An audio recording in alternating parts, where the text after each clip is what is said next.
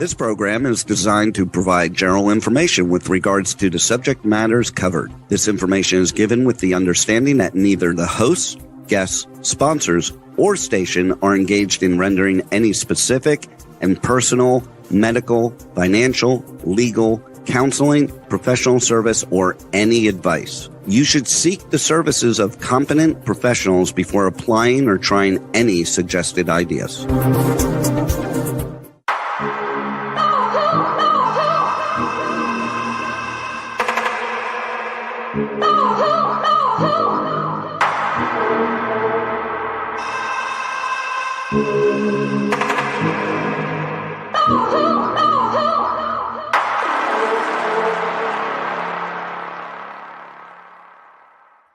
Good morning, true seekers and true crime junkies. Welcome back to another episode of Hit the Road Jack, Finding the Zodiac. I would like to welcome to the show today Nolan Del Campo. Good morning, everybody. Good morning. So I had something I was going to start out with that I thought was fairly interesting, and it kind of takes me back to some of the cases that I've had up against government examiners. And the reason why I mention this is because we've had the handwriting of Jack Tarrant looked at by the FBI. And in doing so, it took, I felt like it was about 10 months or so. I know Dennis and I kept asking, what's the results? What's the results? They kept giving us excuses like there was some terrorist, handwritings that they were having to work with, and that they really didn't have enough examiners. And then they found an examiner to do it. But then the agent, Chris Hopkins, had indicated that the agent that was looking at the handwriting had gone above and beyond and done things that he says he wasn't authorized to do, and made it sound like he's a newbie. He didn't know what he was doing. He got overly excited about something, and they squashed it and took it away from him. And that didn't make any sense to me. No, it's just an opinion. Right. It's not fact or it's false. It's not right or wrong. It's an opinion. I feel like if this is real and they did legitimately give it to this guy who was the underling of the document examiner in Quantico, because that's where they said they sent the handwriting back to, is that I felt like the way he stated it to me is that this guy probably found out or identified exactly what I did, which was Jack was the author of these writings. His findings did not coincide with what they wanted him to find. Exactly. And so Chris Hopkins had indicated that because he had gone above and beyond. Well, what's that mean? What's above and beyond mean? He was thorough, exactly. And he came to some conclusion that I obviously was never going to see that an opinion of. So literally he said, then they turned it back over to the head person. And I think that was a female document examiner. And so we waited another, couple months. And then finally, on one of our visits into the FBI office, we were presented with an opinion letter from them. And it literally was like one page and then one paragraph on the second page. And in it, it said, Jack may have written the Zodiac letters. Jack may not have written the Zodiac letters. I was like, what the hell does that mean? If he may have, that it implies he may not have. You don't have to say he may not have. You always say he may have. That's inconclusive either way. And that's what's bringing me to the point of what we're going to talk about right now, is this inconclusive decision making that occurs on the document examiners that are retired from government or law enforcement. I'm going to have this clip played real quick, and then I will come back and explain afterwards. So let's see, to be or not to be. Oh, I can't laugh. My rib. Anyways, let's go ahead and play that video really quick, and then we'll get that out of the way, and then I'll continue on with what I have to say. I asked them to identify to me what is an approved laboratory. They didn't. What percentage of cases are you able to make a positive identification of handwriting? Now, you'll find in many cases, a lot of times, particularly with the government, they give very large number of inconclusives. In fact, it's interesting to watch when someone who's worked for the government for a number of years goes into private practice, they start giving inconclusives, and they find out very quickly that that is not acceptable. And so they start giving opinions. And what percentage of cases have you been? Okay, so that is one of the mentors that I have in handwriting. She is in her 80s. She's been doing handwriting for decades. 40 some years, I'm probably putting on that, maybe even longer. But to hear those words in one of the classes that I was taking with her, just about kind of, it's like a validation type factor, where it's something that going through these court processes up against these different document examiners. That, well, my thought is always they're either a hired gun or they're just not well trained to come back with the opinions that they've come back with. But to hear her say that they come back with these inconclusives as a way to stay in the case and make money rather than to actively be able to identify or eliminate somebody from handwriting is an injustice to the business. And when they show up in the courtroom, they have 30-year CVs of working for law enforcement or the Department of Justice or the government, and the court somehow holds them to some higher regard than they do private practice. It's taken a long time for me to be able to overcome some of these individuals' opinions, but that means that I have to work extra hard to explain to the court and to show the court how handwriting works. And so that takes us back to this inconclusive that they did on Jack's handwriting. I knew it the entire time. A good document examiner is going to be able to make an identification, or should be able to, or exclusion of an individual. Or at least cite similarities and differences and give facts that back up what they're opining. Correct. I want to say in one of the last cases that I went up against a government document examiner, the court did not find for me because they said that I didn't talk about similarities. I only talked about dissimilarities. Well, it was a forgery. There was no similarities. I get lost sometimes in the thinking of these judges that want to take it upon themselves to say, oh, that looks similar. No, in your layperson's mind, you think that looks similar, but I'm going to show you how it's different because it is a forgery. If it was similar, we'd be talking about an identification instead.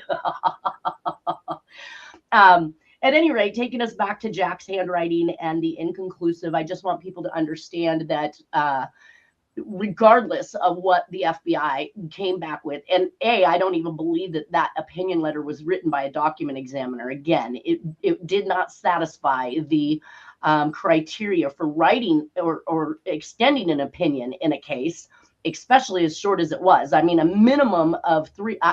My opinion letter is a minimum of 3 pages. We have to describe the documents that we used, both questioned, which would have been the Zodiacs, and Jack's, which I had more than 165 examples of Jack's handwriting, both cursive, printed, lowercase, uppercase. I had everything. I had diagrams. I had drawings. I had, schematics for his engineering. I had so many pieces of evidence.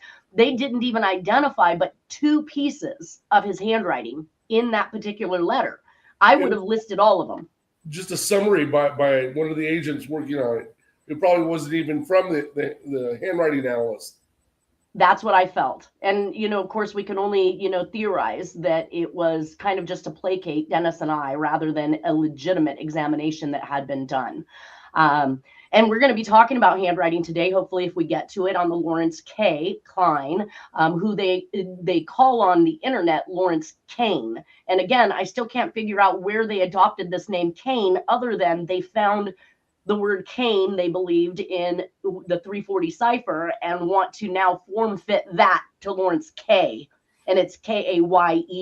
So now they've changed it to he's Kane, Kane. But all his documentation that we're going to look at is showing that he is K, not Kane. Who's saying Kane? The FBI? And well, different sources on the internet. So but it's Kaye.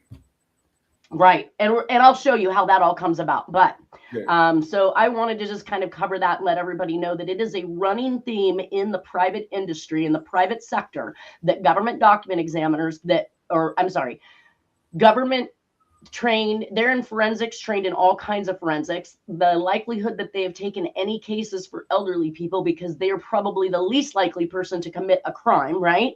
These people are handling criminal issues. You don't really have 85-year-olds with dementia out there committing crimes, so they never get to see this type of handwriting. So I just think sometimes that they haven't seen enough, but they rely on their 30-year CV to get themselves by, and hopefully that the judges believe them on that. So we are back at, I just got a couple more slides left on John Mark Karr, which is really just the breakdown of the emails between Michael Tracy and John Mark Karr. Once again, we have an individual reaching out, like I said, to an editor or a journalist. We still have this media web of people working with the media, and this was just something that the Zodiac did. So to know John Mark Karr was also facilitating emails back and forth, making claims that he had committed crimes or that he had done other things, really takes me aback. What's that? Real quick, I missed last week, so I have a couple quick questions. So yeah. Karr allegedly confessed. Who did he confess to? The Thailand police. Okay. But did he do any confession once he got back to the States? Or well, they extradited him from Thailand back to Los Angeles. There, I don't know why they extradited him back there. Why not Denver? Right. Why not Boulder, Colorado, where he committed admitted to committing this crime? So he goes to LA first, then he's extradited back to Boulder, Colorado.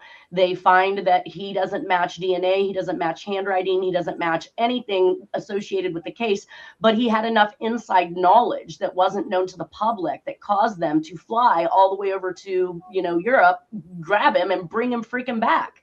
So it tells me he knew more. And now these days, when you're looking at stuff on the internet about him, it says, oh, he didn't know anything more than what was out there in the public.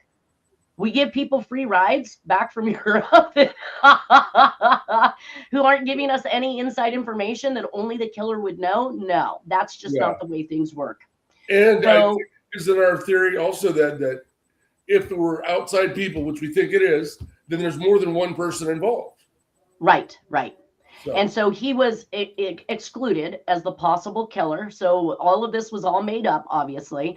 But if you followed along, I think we talked about on one of the shows you were on, is that he left out from Sonoma under charges and hopped countries, starting in Malaysia, then ending up in Thailand, and then ultimately whether he walked himself into the Thailand police and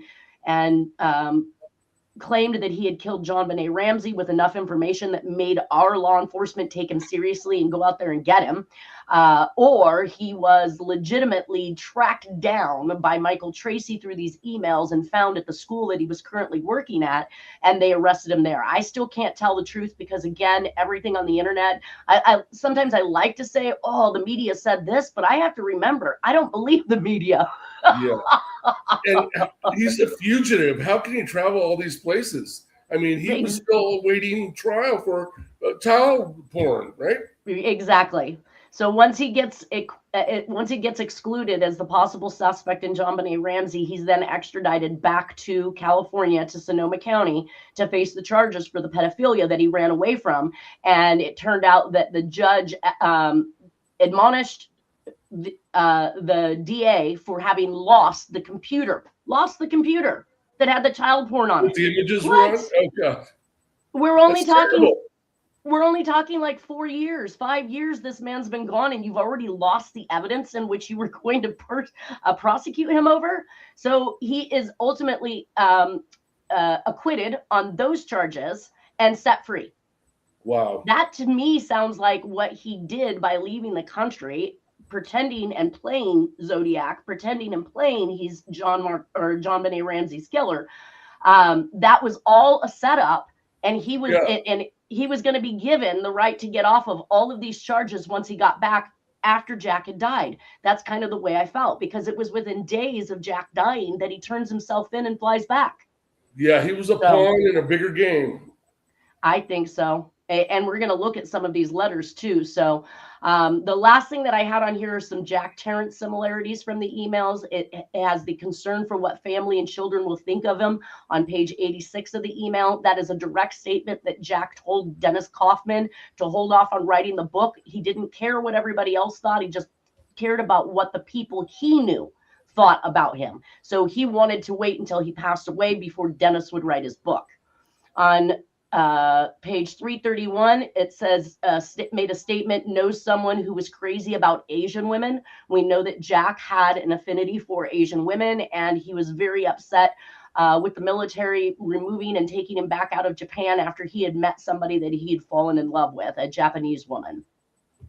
On page 334, it said, my father would kill anyone who screwed him in business. Now, remember that this is supposed to be words coming out of John Mark Karr, but we know that Jack Terrence's father actually took Jack with him. I think Jack was supposedly 5 or be somewhere between 5 and 8 years old, and he took him to a man's house that had failed to pay back or give back bottles, which they were using during Prohibition. Those were like gold back in that day.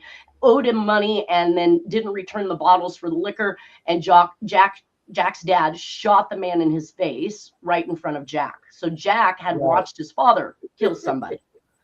Wow, so in the family. By his own, yeah, he got it honest, right? You don't like somebody, you're mad at somebody, you just kill them. Doesn't matter. Let's see, reference to, so in these emails, we kept seeing reference to mails. They kept like regular mail, like mailing a letter. He kept referring to mails, which is kind of an old age term for an email. If you started using email, you knew that what it was called was an email. But here he is using emails, but he keeps calling them mails. Yeah. It just seems like something like Jack in the, being older in the techno world would continue saying, mails versus emails.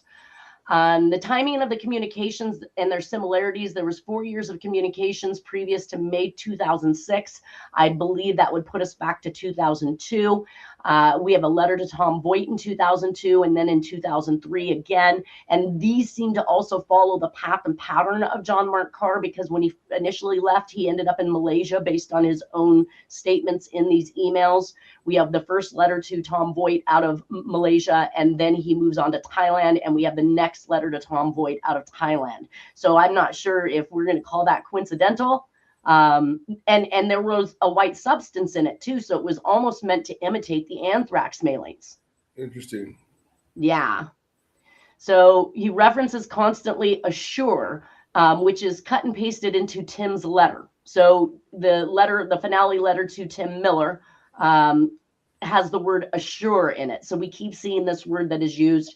On page 316, he uses the 20.30 for a time reference, as if in military time. John Mark Karr, to my knowledge, was not military. We know definitely Jack was. And we know that the Zodiac references it.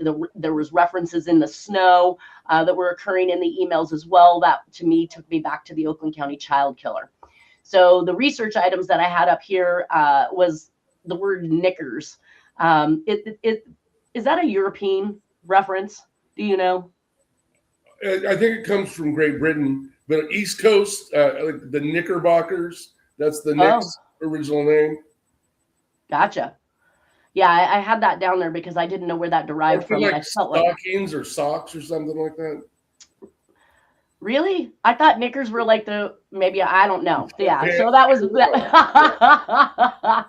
and then there was a couple people. I'm not sure if you're even familiar with any of these names. I did kind of figure out a couple of them, but somebody named Mick Sandrock, Michael Helgoth, called him the Boot Man, Gary Olivia. Let's see, Paces Ferry in your neighborhood, Charles Dodgson, he called a hero, and then Norman Mailer. I did not know who Norman Mailer was. So he's a famous author. Oh, okay. Then that at least really famous and pretty liberal progressive, but he did like The Executioner's Song is one of his famous books, and many others.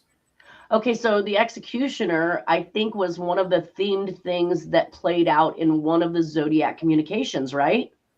There were a couple, Peppermint and Pompet. I thought there was something that maybe that's why I pulled that up, is the reference to The Executioner. I did not know that Norman Mailer was responsible. This guy was a guy in the Midwest, I think, or more west than middle, that got convicted of murder and was the first person in a long time in that particular state that they put to death. Hence the book. And Norman wrote about it, or Norman was the one that wrote the book, the definitive book on it. Yeah. Oh, all right. So that was one in a long line of of famous books that he's written. He's a famous writer. Well, then that puts it back into the Zodiac realm for two reasons. One, we're having references to books, which references to books, movies, and media was something that the Zodiac did consistently and constantly. And then the executioner, which I believe that there is a reference. One of the communications that the Zodiac sent had been identified as being something from something that was related to the executioners. So Norman Mailer also too was a friend of Dorothy Kilgallen's, the journalist from back east that got murdered. Oh, and that was she was related to the JFK stuff. Yeah, she was the one that interviewed Jack Ruby while he was on trial. Okay, And she was going to do a book on the JFK assassination. And Mailer was suspicious after she died because they deemed her death accidental overdose. But most smart people think she was murdered. Well, and what do we have? The accidental overdose with Marilyn Monroe, Elvis Presley, which he was friends with Marilyn Monroe. We've seen it happen a couple times, and it just makes me wonder when they don't like you anymore, what they're willing to go through to get you out of their way. Yeah. Well, here's those communications that I was talking about from Tom Voigt. And the reason I bring these in, and there are a lot of consistencies with some of the writing with Jack. There is obviously some differences, but we know that the Zodiac had many different writing styles in his arsenal. Jack also had many different writing styles. The way I stumbled upon these was unbeknownst to Dennis, who really was on his outs with Tom Voigt at the time. And I found these letters on Tom Voigt's site by going through the Wayback Machine and pulling them off, because he had already shut down his AOL site at that point and tried to dump everything that was there. And when I was holding these letters, I waited until Charles, which is the youngest son of Jack, to leave the room. He was back there in my office with Dennis and I, and he wanted a soda. So I sent him out to get a soda. And I took that opportunity to show these letters to Dennis because I believed that there was a possibility, and I wanted to examine them, that these could have also come from the Zodiac, which I believed was Jack. And so I was not trying at this point in time, everybody has to understand Charles wasn't really on the bandwagon with Dennis. And it really hurt him to hear that, some of these things that Dennis was accusing his dad of doing. And so we would talk about different crime sprees and different things, but out of the presence of Charles. And that's why I waited for him to walk out of the room. And when he came back into the room, I was holding the paper discussing it, one of the letters to Tom Voigt, discussing that with Dennis. And he looked over my shoulder and his response was, "Where did you get my dad's handwriting?" I about hit the floor. So he recognized. Yeah. He recognized it. Voigt letter. Interesting. Yeah, and I know that the DA here in Sacramento County will use family members, because who's better of an expert at whether or not it's your handwriting than your own family members who you live with and are around all the time. Wow. So they don't even pay half the time for a document examiner. They'll just call one of your family members to the stand. "Do you recognize this handwriting?" "Yep, that's my brother's." Busted, right? Yeah. So to me, that was very, very telling that he looked at this handwriting and automatically suspected that it was his dad's. Now we can see up here in the top left-hand corner, this is the first 2002 letter that came in, and the taxi cab stamp. I saw that as a dead giveaway for the Paul Stein. That was a direct link back. Interesting, yeah. Just like the historic trolley stamp with the businessman and the attaché on one side and the Navy men hanging out the other side of the trolley, that historic stamp was used in one of the mailings for D.B. Cooper. It's like and the stamps are obviously very important to the Zodiac. We've seen that throughout. Yeah. Well, he likes to and tease. Yeah. And that's one way of doing it. And how many people are like literally going to try and pawn off a crime on the Zodiac, at any given point in time? It seems to make more sense that the Zodiac is trying to connect himself to these things versus somebody going, "Oh, I'm going to pawn this off on the Zodiac." That just seems so ridiculous. So this one actually came out of Singapore, which is Malaysia. So here we have where he ended up, where John Mark Karr ended up first. And of course, the 2002 letter also included fingerprints, but we can see that they're partials and they're actually the joints They did not give the actual tips of the finger of the fingers at all. And that's telling. I'm going to give you partials, but not everything you need to make an identification. Right. It also included DNA based on the letter itself, stating the DNA was in there, and a white chemical substance that I believed was to mimic the anthrax mailings, which tied it back to the anthrax mailings. Now, I understand, again, that while somebody may not try to attach themselves to other crimes, because heaven forbid you actually got caught and you just, identified with having committed crimes you didn't commit, if they catch you, you're going to go down for all of it. So I just don't see somebody doing that. And at the same time, in this letter stating that they sent fingerprints, DNA, and to have Tom Voigt say, oh, this didn't come from the Zodiac. Well, who the heck would send you fingerprints and DNA if they knew that all you had to do was test it to determine they were just liars? Right? Right. I tend to believe that they haven't given us the truth about this DNA or these fingerprints, because nobody, again, why would I waste my time sending you something to test if it was only going to come back to exculpate you, and now you just look like a fool and somebody who's trying to, claim fame for something you didn't do? It seriously doesn't make any sense. And the other part of these letters are not only describing what the Zodiac was going through at the time, heavy drug use, these states of hypnosis, basically, that he was working with underground, type media people. He called it a perverted system. Some of these words that we're going to get to, when I read these letters to you, you'll think like, oh my goodness. And these are the letters where he says, who's going to play me in the movies? You want my story because it's going to be the best there is. You're going to tell the truth if you adopt what I have to say, kind of thing. Second letter, actually, you can see in the postage stamp here, it was mailed out of Thailand, which is exactly where John Mark Karr ended up. So I think that these were shipped to John Mark Karr, and John Mark Karr then turned around and mailed them legitimately out of these two particular areas, attempting to make it look like the Zodiac was no longer in the United States. And if you think about it, this is 2001. Why are they trying to make it look like he's out of the United States in 2001, unless all of the little buzzes that you were hearing about the anthrax mailings that the Zodiac wrote them, they were trying to bifurcate. Zodiac wasn't even in the United States when those letters were mailed. But I remember back in 2001, after the planes hit and then the anthrax mailings were done, I would hear people on the street saying the Zodiac wrote that. I'm like, you guys are ridiculous. That man's, that's like 40 years old and he was a serial killer. Like, why would he be out here mailing out anthrax right now? Because it's all part of an interconnected group of workings under politics, under government, under mob, under media. It's all one big ball together. Wild. Right? So here is an analysis done on those same emails. Now, this is not me saying this. This is another individual who also read all 400 pages of the emails. And it started out saying, yeah, I didn't buy him not having any knowledge or ability to follow this case. This case undoubtedly made worldwide news. He's talking about JonBenet Ramsey. I do see a constructive difference where the emails take a turn in personality and construction for sure. I also note that at times Michael Tracy's words were eerily similar to those of Z. And when I see your confusion with who might have said it, it's because it is so reminiscent of what we expect to hear from Z that even I had to reread to determine who said it. Karr seems to have the same whiny words in many of his emails that appear extremely redundant, and that may be due to the lack of new info, and he was trying to keep the conversation going until he gets some important info that must be conveyed, and then the emails take on a whole new agenda and overtone. He is basically attempting to point to pedophilia and asphyxia, which makes me think we are looking where he wants us to instead of the real place. And then there is a push for the book for recognition.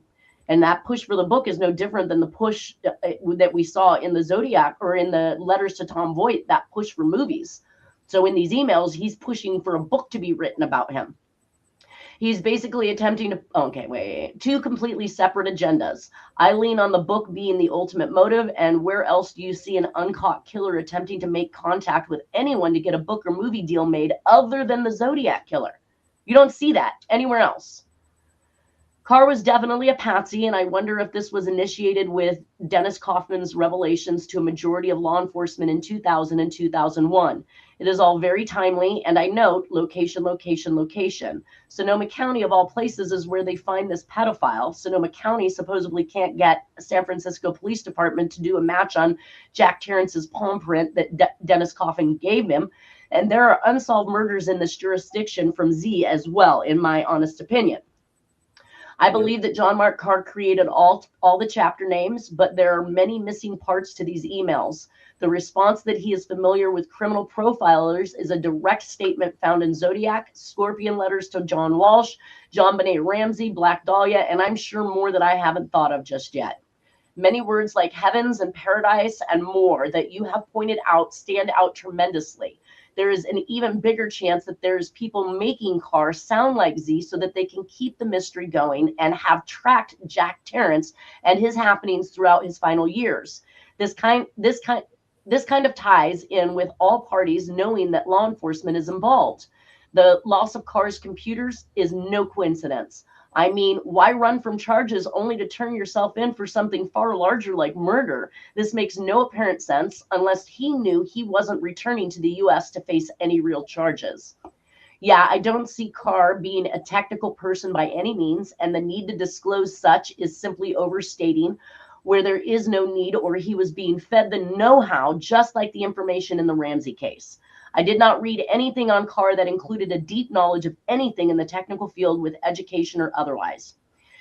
He said he sent me a link. I think that you might like this article from a crime library, but this is now broken. So evidently this is something in regards to the Ramseys, but it was on truetv.com, but now you can't even get into this library or see whatever this communication was. So that's why I tell people, heed what you're reading and researching on the internet these days, because a lot of stuff has been torn down. Why? Everything else, they tell you, if you put a picture of yourself up there on the internet naked, it's going to be there forever, right? Yeah. Nobody's going to take it down for you. So these people are capable of getting things removed, and removed to the point where you're never going to be able to find it again, not even using the Wayback Machine. So do you know who had this analysis? This was Terry Batcher. Oh, Terry. Okay. Yeah. Okay. So this is his I believe so he goes on to say, I find that it tells too much about the rampage taken against the Ramseys and how much of the evidence was strewn with falsehoods to get the scoop, and the police fed lies that promoted their stance on the suspects of interest. I noted that the article reminds everyone that Boulder had not seen a homicide that year and that law enforcement was uneducated in the aspect of proper procedure for such an event. I wonder if the ink in the Sharpie was ever tested to see if it was in fact the very same pen used. And with the information the perpetrators knew, it is possible that they purchased similar style notepads as the Ramsey used. I did not see where there was any indication that the paper carried impressions of writing from anyone in the house, but there were impressions and practice sheets from the suspect. This does not mean that the notepad came from the Ramsey home. The other theory that the intruder had at some point been in the Ramsey home to know such intimate details would also give the opportunity for the notepad to have been taken and brought back.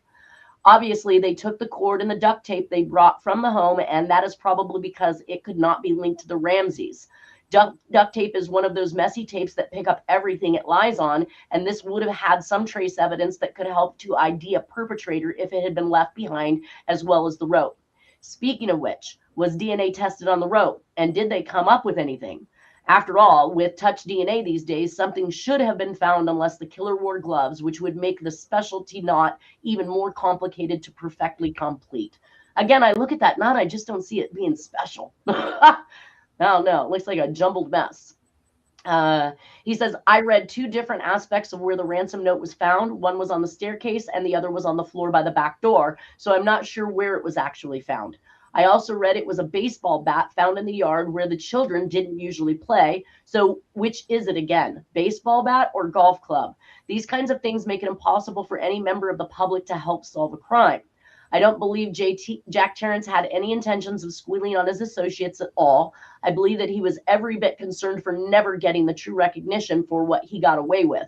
While he points out many media entities throughout his communications, which include publishers, journalists, newspapers, authors, investigators, and movies that does not have the events correctly.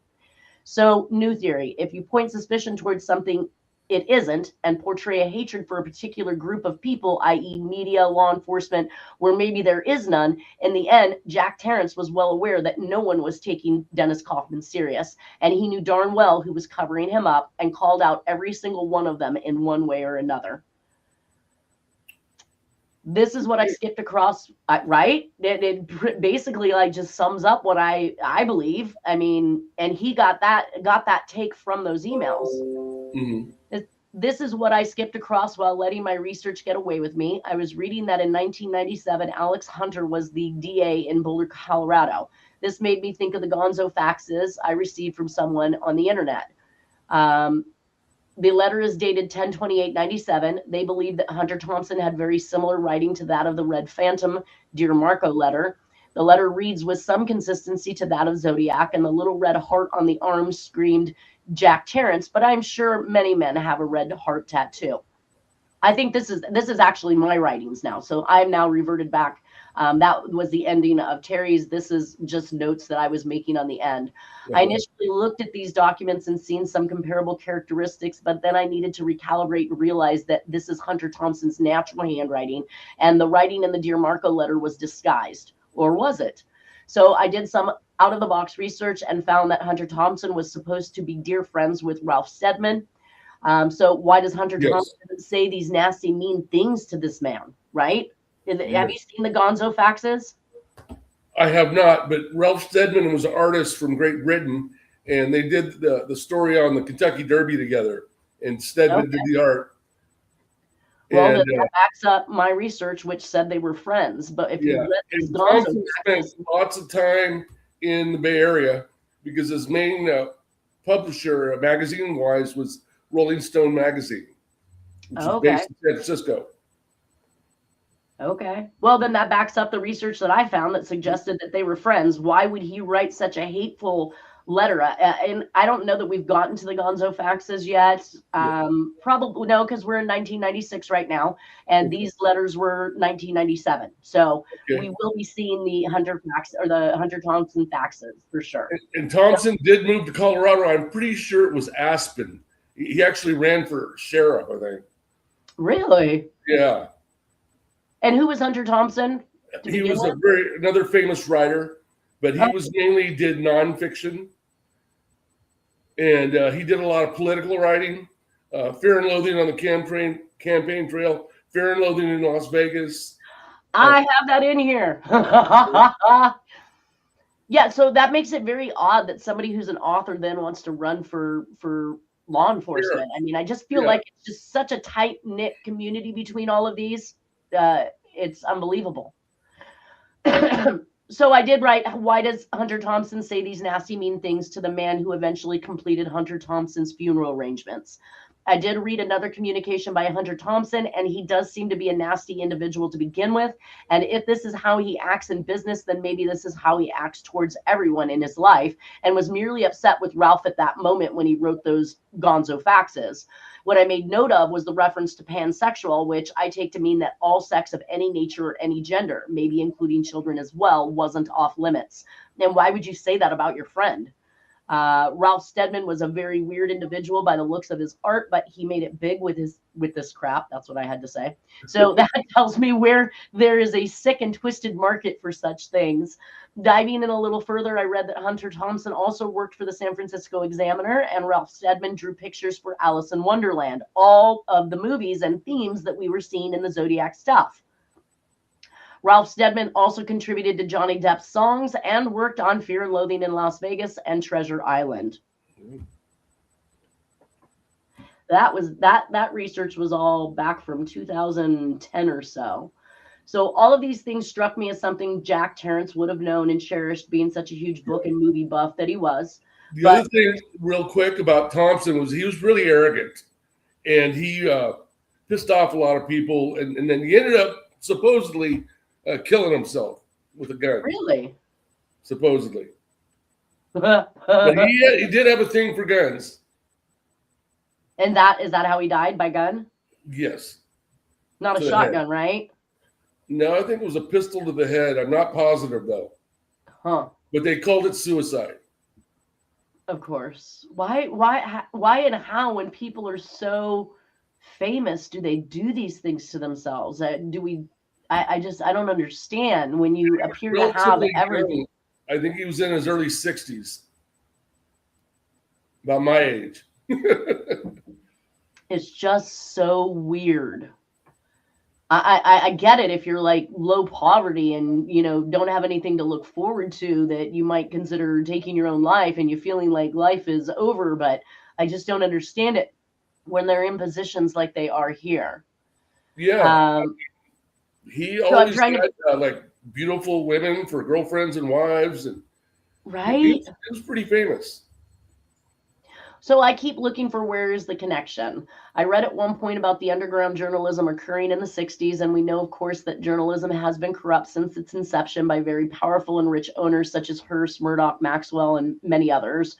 Journalism has also been corrupted by politics and law enforcement. Politics control what they can and can't say, while law enforcement sees fit to feed false information and leads to bolster their agenda against their suspects, such as the Ramseys, to the media and newspapers. If the mob is actually the owner of such media and newspapers, then maybe while they fulfilled an agenda against particular individuals, this also gave them a story to report on, or a book to write, or a movie to make. And of course, that means that they're making money off of it on top of it. I have never been able to shake the feeling that Hollyweird is somehow responsible for the suppression of the truth in order to facilitate the money-making avenue that they've created. With that come ties to law enforcement, underground criminal activity, and others to assist in the misinformation given that has gotten us to the place we are today. Then we have the likes of Chris Wolf, who was a journalist, Michael Tracy, he's a journalism professor, Chris Pickle from CBS, which was originally Karr, owned by San Francisco newspaper owner, either the Examiner or Chronicle. But Tom Voigt's father was a journalist. John Walsh is an investigative journalism. Like, it just keeps tying itself right back around one another. I'm not sure where this is going at this point, but why not a group of eccentric journalists with sick and twisted agendas, both financial and political, with Jack Tarrance or a group as a hired gun? Criminal connections galore and law enforcement at their fingertips. Wouldn't it be easy to make it look like a pedophile ring or place suspicion where it doesn't belong? And then I quoted, things are not what they seem, because that's something that the Zodiac did state. Mm-hmm. It's not going to be what you think it is. Well, there are pedophile rings out there that are involved with organized crime and law enforcement. 100%. 100. Yeah, you have to be just like getting guns and drugs into the country. Somebody knows somebody. And there's a lot of links between satanic organizations and pedophile rings. Well, if like that Jasmine Noor, that had completed her little succinct podcast on how she believes that there's direct connectivity to the government and MK Ultra actually creating these cults. So just like creating the serial killer persona, they've created cult personas. Well, there's a theory that MK Ultra was the Symbionese Liberation Army, based out of the Bay Area, the ones that kidnapped Patricia Hearst, that they were a MK Ultra deal. I feel like that whole thing was rigged just as well. There's Patty Hearst.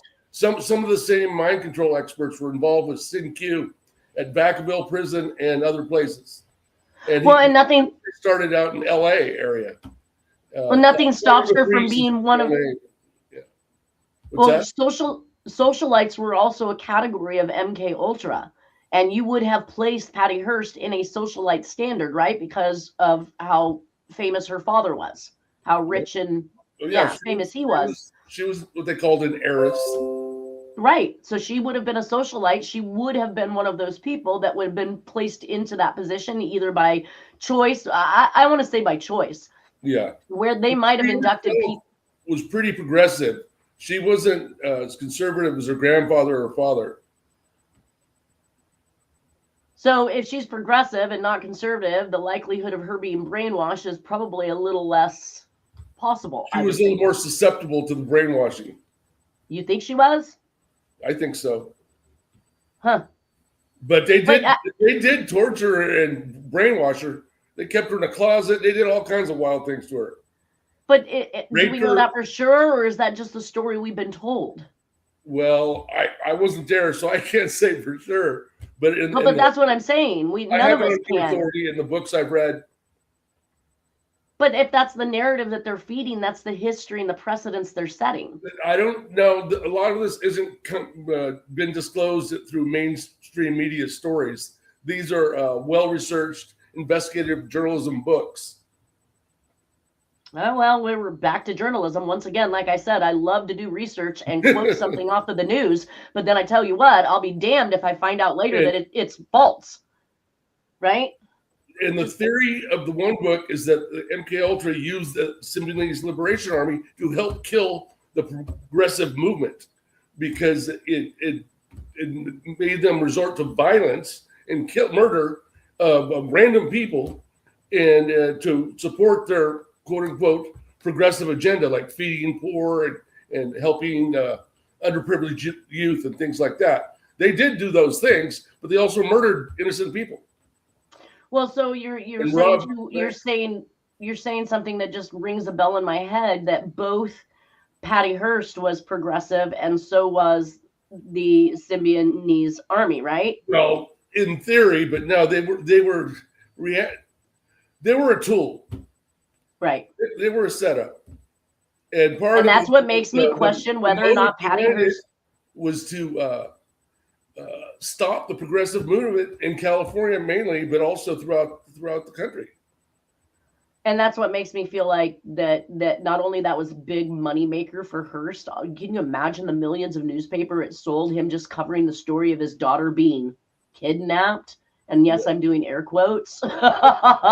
I just don't know whether I bought that she was really kidnapped or that wasn't an agenda that they created, obviously, so that the result in the end benefited them no matter which direction it went. So, like one of their demands was that Hearst put up the money to feed a bunch of poor children in Oakland and the Bay Area. San Francisco. I saw that, and as well as he should. I mean, I don't know. Right. So they did have certain things that they were doing that were progressive, but at the same time, they were, doing all this wild other shit too. Right. And then the majority of them were killed in a shootout, which was more of an ambush and an attack in L.A. And they basically ended up blowing up the house, kind of like they did to David Koresh. Wow. And again, another cult, right? Yep. They create them and then they destroy them. Like I said, I've always felt that Hollywood will make and break you. You're either their favorite love child or you're their, worst enemy. And it dawns on me whenever I see somebody who was once famous and always in shows that now they're, playing the part of what is that? The general insurance. Like you get kicked to commercials. That People's Temple started out in San Francisco too. And they actually had strong ties with Mayor Moscone. Ooh. What is the People's Temple? Is that like Scientology? Jim Jones in Guyana. Oh, Jim Jones. Gotcha. Yeah, I'm not up on my cult stuff, but this gal here. There's a great book about the history of San Francisco written by one of my favorite authors. And it discusses the SLO. It discusses Jim Jones, Moscone, Dan White, Twinkie defense guy that killed Moscone, and Harvey Milk. Twinkie defense guy, what?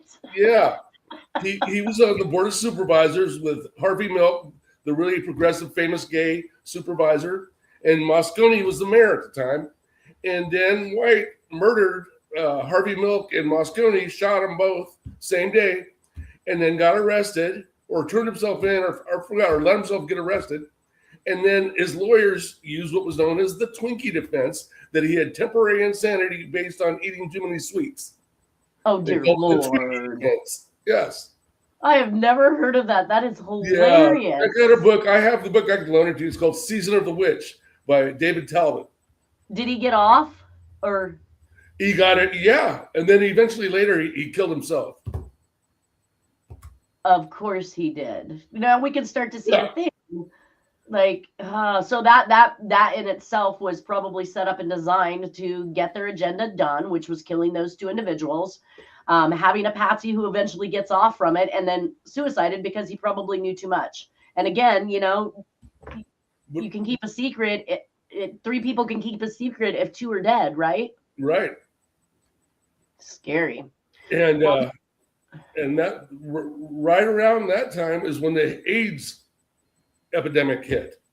Oh, yes. Hepatitis B shots, they said. Okay, well, this is kind of the end, and I'm going to save Lawrence Kane and the exculping of him till next week. So I want to thank everybody for having been here. I hope you had a wonderful Christmas. Have a wonderful weekend, and we will see you all next Friday. Thank you, Nolan, for being here. You're welcome. Thank you. Merry Christmas. Happy holidays.